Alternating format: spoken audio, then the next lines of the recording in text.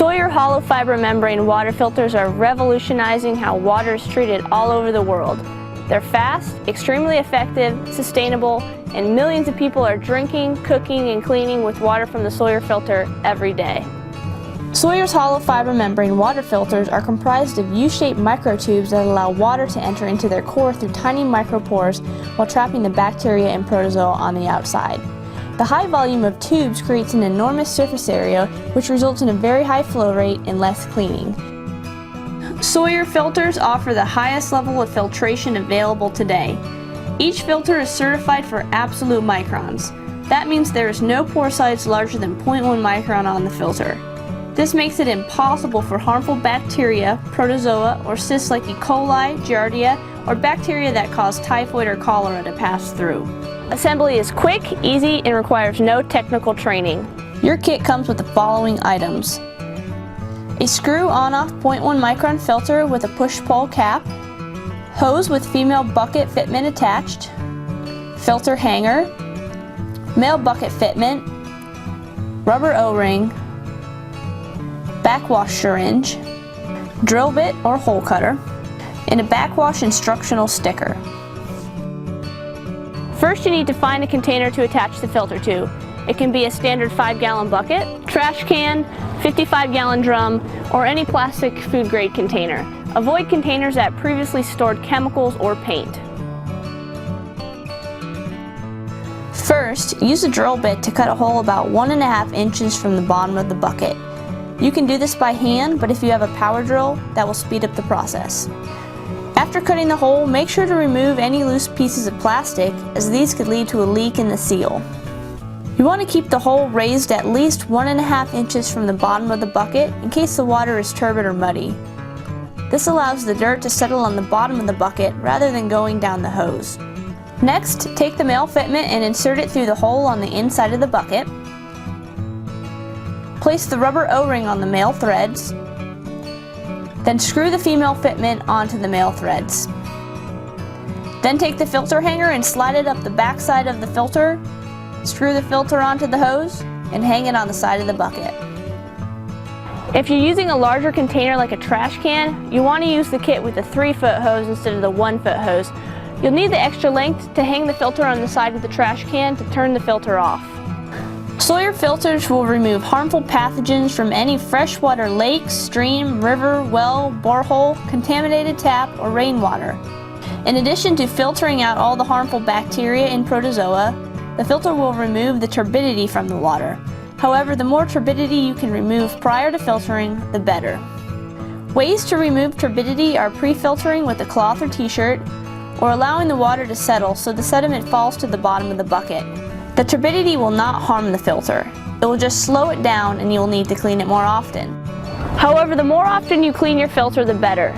Cleaning frequently ensures a fast flow rate, and it also reduces the risk of dirt or clay hardening inside the casing, which could be harder to backwash. To start the flow of water, first open up the drinking spout on the filter and simply lower the filter down. The greater the distance from the top of the water to the filter, the faster the flow.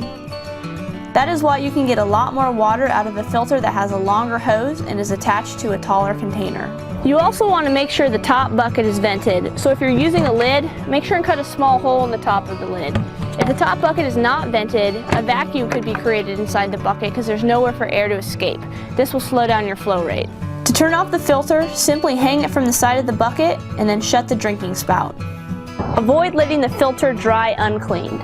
This can happen if you allow the bucket to drain overnight. If this occurs, clean the filter first thing in the morning or use hot water to loosen up any stubborn clogs. Since these filters are 0.1 micron absolute, they'll never reach a point of failure while they'll allow harmful bacteria to pass through. They'll simply slow down or clog, which means they need to be cleaned. SAWYER hollow fiber membranes are rated up to 40 psi. So you're hardly challenging the filter when it is attached to a standard 5-gallon bucket that produces about 2 psi with 1 foot of tubing attached. Since the fibers are so robust, you can backwash them with high pressure and restore them nearly to their original capacity. First, you want to reserve a pint of filtered water, then use the included cleaning syringe to suck up some filtered water. Next, make sure the bucket is empty and remove the filter from the tubing. The drink spout can be removed and you will find an opening to insert the tip of the syringe. You always want to backwash your filter outside away from your clean water source. A good place would be into the dirt where the sun will kill off the bacteria, or into a latrine. The first syringe full of water you force back through the filter you want to be the most forceful, so you don't create paths in the fibers that water will flow to on following syringefuls. You want to repeat this process several times until the water coming back through the filter is clear. This screw on-off filter can also be used attached to a standard water bottle, attached to the SAWYER squeeze pouches, or attached to a faucet with a faucet adapter accessory. You can also attach multiple filters to a larger container for even higher volumes of water.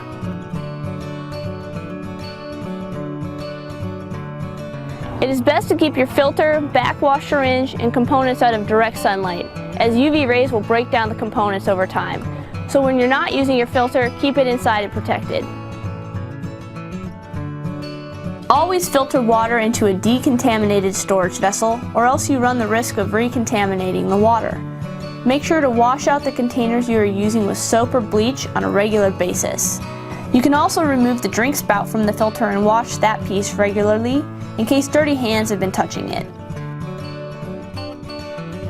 We do not recommend backwashing the filter with dirty water. If this happens, immediately run at least 1 quart of water through the filter and dispose before filtering water for consumption. The frequency of backwashing is dependent on the turbidity of the water. It is recommended that you backwash at least once per day and before long-term storage. If you are filtering very turbid water, you can typically get 5 to 10 gallons of water through the filter before backwashing is required. The flow rate of the filter is determined by a combination of 4 variables. Head pressure, which is the distance from the top of the water to the filter; altitude, the higher the altitude the slower the flow rate; how clean the filter is; and the filter itself, since there are slight variations between the filters. The 0.1 micron filter attached to a standard 5-gallon bucket with a 1-foot hose is capable of filtering up to 295 gallons of water per day at sea level. While we have no evidence that freezing will harm your filter, we don't have enough proof that it will not. So we must say that if you suspect your filter has been frozen, to replace it. This is especially true with a hard freeze. No, the filter will not remove chemicals, pesticides, or heavy metals. It will remove bacteria and protozoa.